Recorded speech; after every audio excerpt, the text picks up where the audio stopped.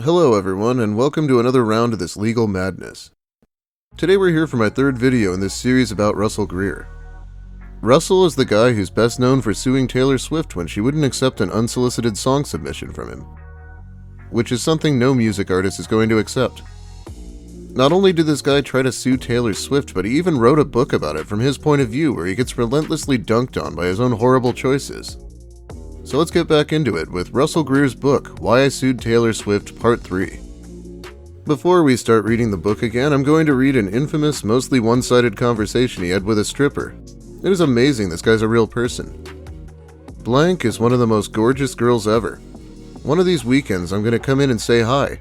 Maybe I'll bring flowers with me too. I would love that. When you see the young, studly guy in the suit come in, you'll know it's me. Hey, what time Sunday do you work? I'm going to come in and say hi and have a surprise with me, which you may know what it is. Besides my awesome self. Yeah, she offers the tiniest amount of encouragement and Russell just runs with it. Classic nice guy material. If only you knew I was the guy who filed a constitutional challenge to legalize brothels in Utah, you wouldn't be ignoring me. But I will see you tomorrow, I'm guessing at the South Salt Lake location.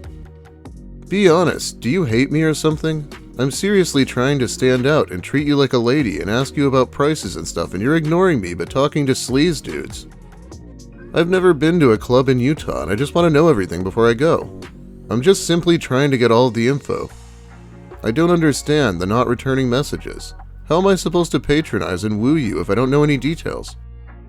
Jesus, Russ, you're not really supposed to woo strippers. I suppose it's not impossible, but good luck if you're this guy. I'm in my white shirt and purple tie, heading to pick up the flowers and heading over to strip club to woo the beautiful and stunning Blank. You were very beautiful up on the pole. I was happy to tip you. I also was happy to buy you those 2 drinks too, and the table we sat at. I hope you liked my flowers and the card I gave you. Stay in touch, pretty girl, and don't let no drunks disrespect you. Well, this was my first and last time going to a strip club. I gave the stripper flowers, a tip, bought her drinks, was kind to her, and she blocked me. What the fuck? He said that he understood the difference between a strip club and a brothel, but I have to wonder if he actually does. Anyway, let's continue with the book now. Last time we still hadn't gotten through his explanation of why Taylor Swift owes him her time. The story will start eventually, I swear. One may think, so? It's just a celebrity. Let them post and do what they want. On the contrary, Growing Pains actor Kirk Cameron once said in an interview, "With the privilege of a platform comes great responsibility." Cameron went on to say that when any celebrity is in the spotlight, you're going to be held to a higher standard, and we should be held to a higher standard, because we're influencing more people than others might be. Cameron went on to say that a celebrity should be careful of what they do and say. Since Cameron is indeed a celebrity and a public figure, his statement validates the thesis of this chapter and entire book. Celebrities have a duty with their words and actions, as to not create a misrepresentation. Okay, I'm sure Taylor Swift is already being more careful than the average person with their social media. Isn't Kirk Cameron saying they shouldn't be spreading false information and things like that? That is the duty and the point I want you to take away from this chapter in this book. The law treats a celebrity's identity like property, and just like any other property owner, celebrities should be held liable for the misuse of their property, their image, their status. 4 words. Remember Uncle Ben's advice. The magnitude of a celebrity representation is so strong, one could compare it to the Force that Jedis from Star Wars have. The Force can be used for either good or evil. Hey, don't do that. I see your eyes rolling. Don't believe me? Let's take a look at the various research done on the topic of celebrity influence.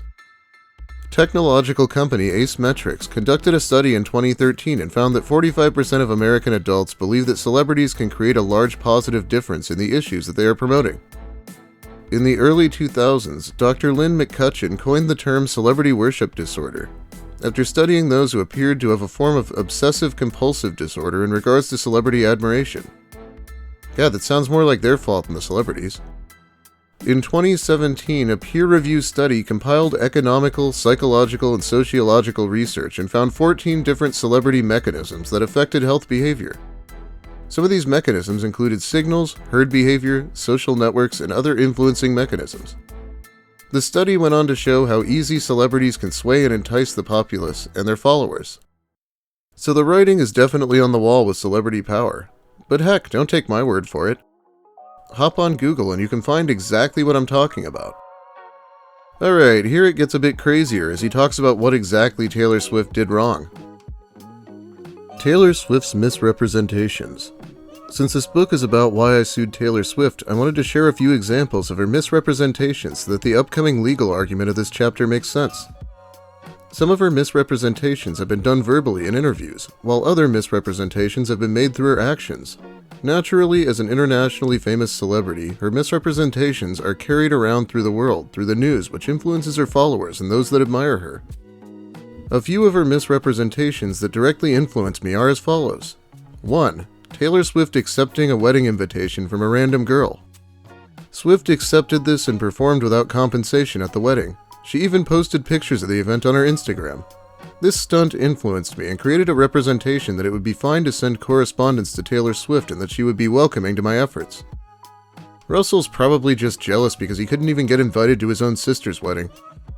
2. In 2014, Swift accepted many different prom dates from boys who reached out to her. These boys did lousy things to reach out to Swift, but she was flattered and accepted each date. This influenced me and created a representation that if I were to reach out to her doing something unique, she would welcome it. This not only influenced me, but it apparently influenced many other people who asked her to prom, including a boy confined to a wheelchair. 3. The music video for Taylor's song New Romantics begins with a voiceover of Swift saying, "The fans are the best part of this tour." This influenced me when I watched the video, and I felt that since I was a fan of Taylor Swift, her appreciation for her fans extended outside of tours. I felt that she would be so happy and flattered to hear the story and the efforts of a disabled songwriter who toiled away on a song meant to make her happy, a song written about her. Yeah, Russell just comes up with these insane conclusions and then blames it on Taylor Swift instead of how fucked his own head is. In 2015, Taylor's mom, Andrea, came down with cancer. Yeah, that's a weird way to say it. For some odd reason, 2 girls in Utah made 1,989 paper cranes for Taylor and her mom. I'm still unsure what paper cranes are meant to do for a terminally ill person, and still unsure what said person is supposed to do with 1,989 of them. But the Swifts were overjoyed, and these 2 girls were able to meet Taylor backstage. This created a representation that if I did something unique for Taylor, it would be met with admiration. Yeah, he clearly did a lot of research for this book. Making 1,000 paper cranes for an ill person is something they do in Japan, and 1989 probably refers to Taylor Swift's year of birth. "What do you do with cranes?" he asks as he buys women flowers. In 2013, a movie about Paul Potts, a winner on Britain's Got Talent, was released. Taylor Swift wrote and performed the theme song for the movie. In an exclusive interview to promote the movie, Taylor Swift stated, "The struggles and triumphs of someone who never stopped chasing what he was after really inspired me." Her statement not only influenced me, but it also inspired me to give all my heart and talent with impressing her. Her statement created a representation that she would be open of my story of triumphs against the odds. Do you see the pattern I'm setting up here? Taylor Swift has made many misrepresentations that influenced me to act, and those representations harmed me when I realized she didn't actually mean what she represented. Whether she was just reading a script for the promotion of a movie, or she felt like doing a publicity stunt for somebody who was throwing a lavish wedding, but had no intention of doing anything else with any other person who wrote to her. Whatever the reason may be, Swift has a duty to not create misrepresentations. So what's a girl to do, you may think? How can Taylor Swift not lead people on? Well, that leads us to our next section. Yeah, I call Lucas entitled a lot, but Russ really has to take the cake in that regard. It's like he has no control over his own actions. He's just tossed around by the gravity of Taylor Swift's actions. Legal ramifications. Realizing that not all of my readers have a legal education like I do, I'll try to make this section as coherent as possible. For starters, let's establish the United States legal system. The legal system of the United States is referred to as a common law legal system, which means that the courts and the practice of law is based upon precedent. Precedent, not to be confused with the president, essentially means that lower courts must follow the ruling of higher courts. In the United States' legal system, there are 3 levels of courts. 1. District Court/Trial Court, 2. Appeals Court, and 3. The High Court. Each of the 50 states have their own version of the 3-court system, as does the United States' federal government. with the United States Supreme Court being the highest court in the country. So as an example, if an appeals court says that it's unconstitutional, goes against the United States Constitution. Oh, is that what unconstitutional means? I don't have a background in law, so I'm glad Russ could clear that up for me. For a house to be built in the middle of a busy street intersection, a lower court must abide by that ruling, unless the lower court can show why it should disregard the appeals court's ruling. That's basically the lowdown of precedent. Now we can continue on to celebrity misrepresentation liability. You, my reader, may be thinking, there's no precedent that says Taylor Swift can't say or do what she wants. I care to disagree.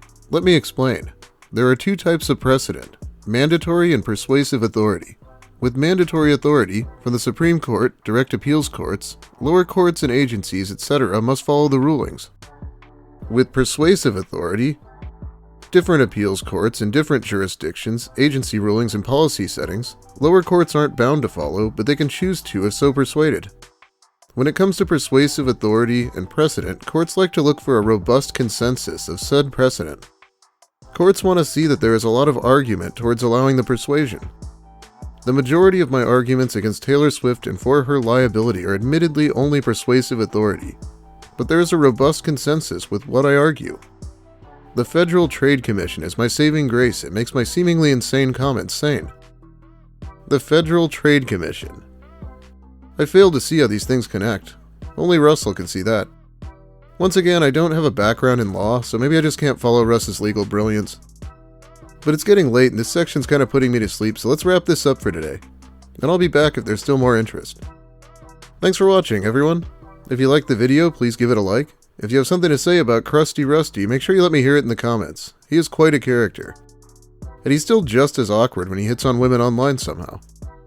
If you're new here and want more content like this from me, consider subscribing for more of the same. Also, big thanks to my generous patrons. I'll be shouting them out by name soon here. Have a great night, everyone, and make sure not to say anything inspired you, or Russ might use it as a justification for stalking you.